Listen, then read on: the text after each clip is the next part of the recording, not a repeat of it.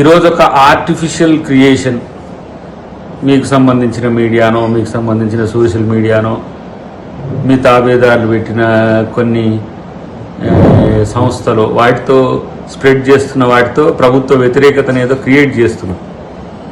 ఇలా నేను అంటున్న, మీరు టీడీఎల్పీని సిఎల్పీని మర్జీ చేసుకున్న రోజు ఎందుకు రాలేదు ఎన్నికలు?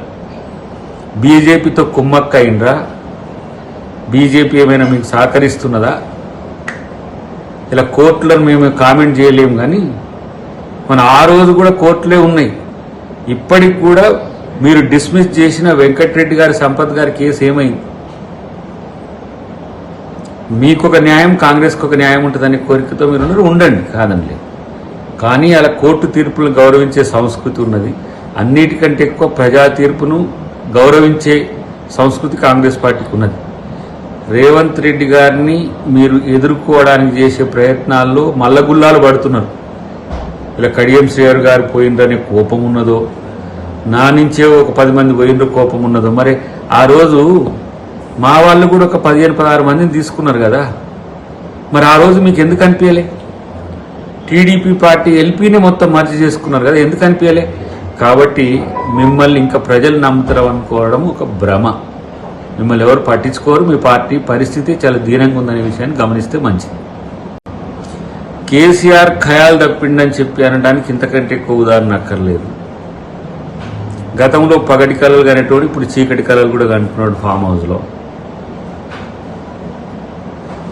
కాంగ్రెస్ పార్టీ చట్టాన్ని, న్యాయాన్ని గౌరవిస్తుంది. సుప్రీంకోర్టు లేదంటే స్పీకర్ ఏ నిర్ణయం తీసుకున్నా కట్టుబడి ఉంటుంది. కానీ వచ్చిన వాళ్ళందరికీ నైతిక స్థైర్యం నింపడానికో, లేకపోతే నేను గట్టిగా ఉన్నా అని చెప్పడానికో ఎప్పుడు కూడా పొలిటికల్ స్టేట్మెంట్స్ అంతా కూడా వీకెండ్ స్టేట్మెంట్స్ వస్తున్నాయి మిస్టర్ కేసీఆర్ గారు. అది మీ రాజకీయ అనిశ్చితికి, లేకపోతే రాజకీయ